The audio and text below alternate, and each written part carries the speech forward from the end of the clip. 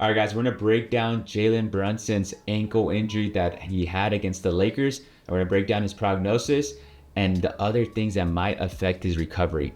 My name is Dr. Marco Lopez, Doctor of Physical Therapy, Certified Strength and Conditioning Specialist, and co-founder of the Basketball Doctors. All right, guys, let's break this injury down. This is a pretty gruesome injury in regards to seeing how much his ankle twists. But as you can see, he's going up for a layup. When he lands on the defender's foot and his ankle inverts all the way.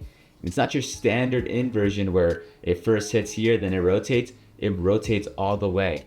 So whenever we have that extreme rotation, those are one classic signs of a lateral ankle sprain. Like I said, whenever your ankle rolls, we're thinking lateral ankle sprain. But when we have a significant rotation inside, we also have to look at the structures in the outside portion of your foot, the peroneal muscles, because they have tendons that go down to the foot. So when we rotate that much that he had, as you can see in this video, he rotates, we also are stretching out those tendons. When we stretch out those tendons, we might have some secondary effects with our recovery.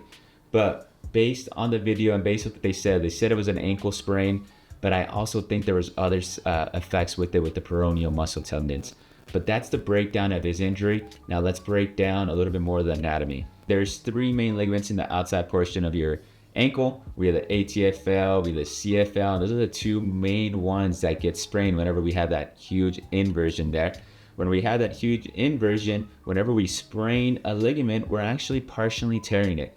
So depending on how much tearing there is and how much laxity there is, that depends our grade. So we have grade 1, grade 2, grade 3. Grade 3 is a big tear. Those are the ones that we really have to worry about. Grade 2 and grade 1. Grade 1 are those minor ones, the ones that you kind of tweak it and you're out, maybe a couple of days. I think Brunson's more in that grade 2.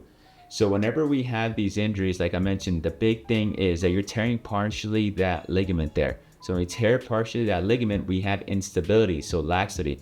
So the big thing with these injuries is we want to regain stability of the ankle, because if we don't, we go back too soon, we re-sprain our ankle. So when it comes to his rehab in general, biggest thing when you sprain your ankle, you want to minimize the swelling. Swelling's gonna happen, that's normal part of the healing process. We just want to minimize it and we don't want excessive swelling. So they're really going to be working on swelling management, because when we have too much swelling, one, it's gonna be painful. It's just a very heavy ankle. Two, it's going to limit your range of motion, limit the ability of your walk, and limit your rehab progression. So once the swelling calms down, he's probably going to be using compression. Compression is going to really help bring out that swelling. He's going to have to work on his range of motion. Getting his ability to bend the ankle forward is going to be huge after his injury, because a lot of the times when you sprain your ankle, you have effects with dorsiflexion range of motion. We also then have to start working on our stability and balance proprioception. So these injuries can progress fast, but we don't want to go too fast that we put ourselves, exposed in the court with too much instability. And look for him to be using an ankle brace throughout this rehab process to avoid any retweaks. The big thing too, like I mentioned earlier in the segment, is the peroneal tendons. So if he stretched out those tendons provide stability of the foot. That's going to push out his rehab a little bit further. That's just my guess. I think he might have not injured, but because of that huge inversion moment, that plays a role. And when that happens, we need to really re-strengthen those tendons a lot more to really regain stability in the foot.